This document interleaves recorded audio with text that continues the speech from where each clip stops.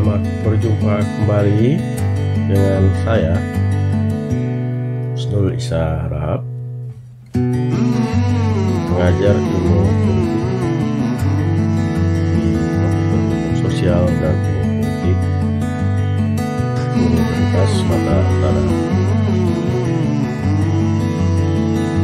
Materi ilmu politik yang akan kita bahas kali ini adalah berkaitan dengan gerakan sosial dan politik identitas, yaitu mencegah konflik nasionalis. Seperti yang kita ketahui bahwa pada faktanya sistem politik itu selalu bergantung pada kelompok elit politik, termasuk sistem politik demokrasi. Ini disebabkan karena elit politik menggunakan pengaruhnya kepada masyarakat, serta satu sisi masyarakat itu sangat mudah dipengaruhi oleh elit politik. Jadi ini merupakan hubungan atau merupakan hal yang alamiah dalam politik, karena elit berusaha mengumpulkan kekuatan dengan menggunakan berbagai macam sentimen. Nah, sentimen itu disebut menggunakan konsep nasionalisme. Jadi disebut dengan sentimen identitas, yaitu disebut sentimen nasionalisme. Namun sentimen nasionalisme ini ternyata tidak tunggal. Kalau kita merujuk dari buku yang ditulis Jack Snyder, ya, dia menyebutkan bahwa ada 4 bentuk nasionalisme yang digunakan oleh elit, dan itu tergantung pada kepentingan elit politik. Yang pertama itu nasionalisme sipil. Lalu yang kedua nasionalisme SARA.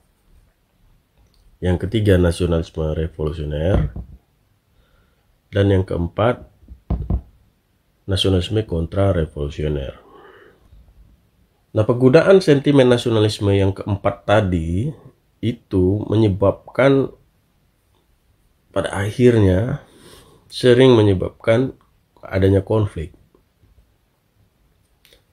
Nah, kita membahas strategi dalam mencegah konflik tersebut. Masih menurut Jack Snyder, ada 6 strategi dalam mencegah konflik nasionalis. Yang pertama, penguasaan hegemonis oleh mayoritas. Yang kedua, pemisahan kelompok SARA. Yang ketiga, federalisme. Yang keempat, asimilasi. Yang kelima, power sharing versus aliansi lintas SARA. Dan yang keenam, melawan mitos nasionalis di gelanggang pemikiran.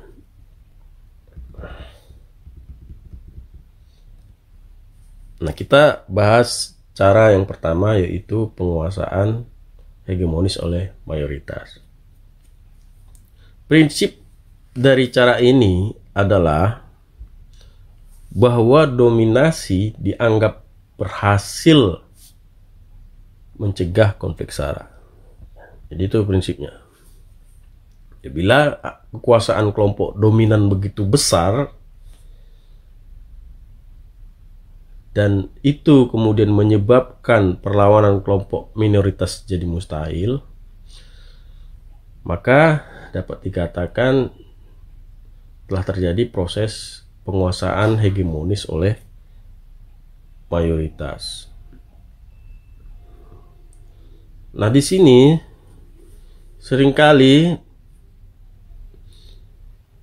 kelompok minoritas itu mengikuti apa yang sudah diputuskan terkait dengan hak-hak mereka.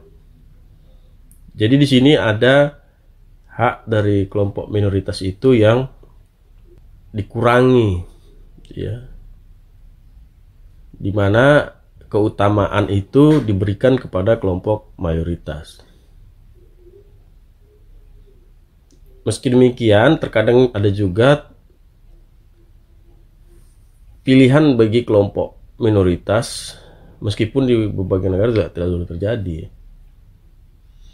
Nah, kemudian yang paling penting adalah hegemoni, ya, penguasaan mayoritas tadi itu akan berjalan jika ada landasan ideologis yang membenarkan dari penguasaan kelompok mayoritas tersebut.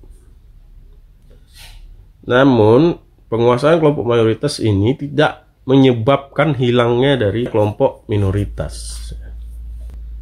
Contoh itu keturunan Rusia di Estonia, kemudian orang-orang Arab di Israel, ya. Jadi mereka itu adalah orang-orang yang dalam penguasaan hegemonis oleh kelompok orang Israel, ya. Lalu orang Cina di Malaysia, ya, contohnya itu juga begitu, ya. Mereka berada dalam model seperti ini. Kenapa? Karena mereka dibatasi di pemerintahan, ya. Tetapi mereka punya bisnis yang berjaya, ya, di Malaysia. Jadi proteksi kepada kelompok Melayu, orang Melayu di Malaysia, dengan cara membatasi orang-orang Cina, etnis Cina yang ada di Malaysia. Lalu pada kasus sebelum Perang Dunia terjadi, orang Armenia itu adalah warga negara kelas 2 yang berada di kerajaan Imperium Prusia maupun Imperium Ottoman. Namun mereka senang, ya, meskipun berada di kelas 2. Di Malaysia itu, ya, tidak ada masalah yang terlalu signifikan di situ, meskipun mereka dalam tanda kutip dibatasi haknya. Ada kelemahan dari cara ini, yaitu bahwa walaupun, ya, cara ini, cara penguasaan hegemonis oleh mayoritas itu berhasil meredam konflik SARA, namun masalah politik sering menjadi mengemuka di sini, ya, yang juga akhirnya menimbulkan konflik SARA. Tahun 1969 terjadi konflik SARA di Malaysia, yang itu akibat politik, ya. Jadi ini merupakan salah satu cara untuk mengatasi konflik SARA, tetapi pada kenyataannya itu menimbulkan konflik SARA, ya. Jadi sistem ini memiliki kelemahan. Selain itu, kadang-kadang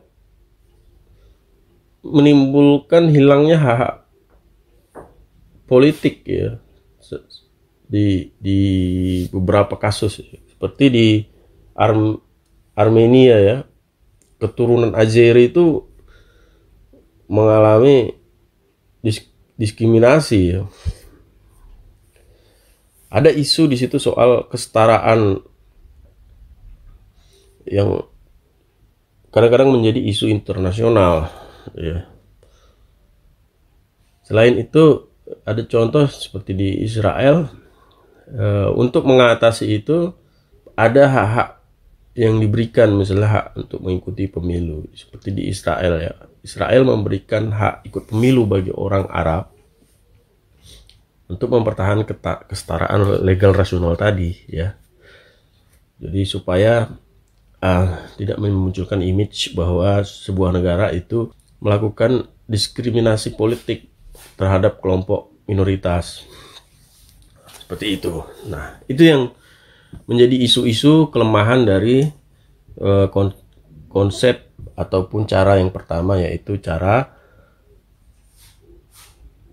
penguasaan hegemonis oleh mayoritas, ya.